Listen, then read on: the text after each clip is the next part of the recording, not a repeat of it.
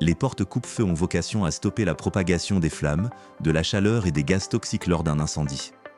Celles-ci sont obligatoires dans les établissements recevant du public, les immeubles d'habitation collective, les sites de production et les lieux de travail collectifs. Elles se déclinent principalement en 3 catégories, coupe-feu 30, 60 et 120 minutes. Depuis 2014, les normes de classification coupe-feu et méthode d'essai suivant la norme de référence EPEN 1634 ont été harmonisées au niveau européen, supprimant ainsi les disparités existantes entre les différents pays. Suivant la norme de classification 13501-2, les portes coupe-feu sont désormais notées EI, en association avec le temps de résistance mesuré. La lettre E fait référence au gaz chaud et aux flammes, la lettre I fait référence à l'isolation thermique.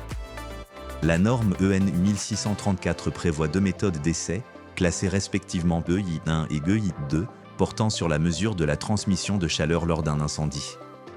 La méthode EI1, plus sévère, ne s'applique que dans quelques pays européens tels que la Belgique et les Pays-Bas. Dans les autres pays et notamment la France s'applique la méthode EI2. Ainsi, par exemple, une porte coupe-feu 30 minutes commercialisée sur le marché français sera classée EI230. En dépit de cette harmonisation européenne, la commercialisation d'une porte coupe-feu intérieure sur le marché français impose un procès-verbal, rédigé par un organisme de certification français. Les 3 principaux organismes de certification sont Effectis, CSTB et CNPP. Ce procès-verbal certifie la résistance coupe-feu du bloc-porte et précise les modalités de mise en œuvre, ainsi que les accessoires autorisés. Ce procès-verbal doit impérativement vous être remis lors de l'achat d'une porte coupe-feu.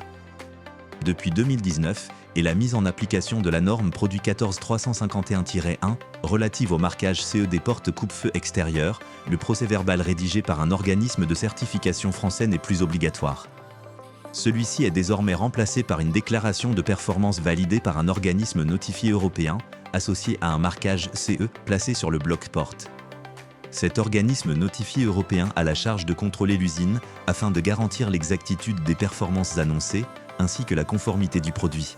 On distingue 3 modes de fonctionnement pour les portes coupe-feu. Le mode 0, qui concerne les portes coupe-feu verrouillées avec un accès restreint. Pour ce type d'usage, le ferme-porte n'est pas obligatoire. Le mode 1, qui concerne les portes coupe-feu de circulation en accès libre. Pour ce type d'usage, le ferme-porte est obligatoire. Enfin, le mode 2, qui concerne les portes coupe-feu, maintenues en position ouverte, asservies à un système de sécurité incendie. Ces portes nommées DAS, équipées d'une ventouse et d'un ferme-porte, font l'objet d'une réglementation spécifique en France.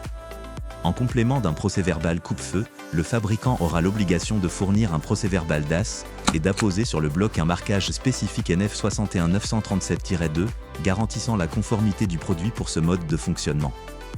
Si cette vidéo vous a intéressé, n'hésitez pas à vous abonner à notre chaîne ou à nous suivre sur nos réseaux sociaux.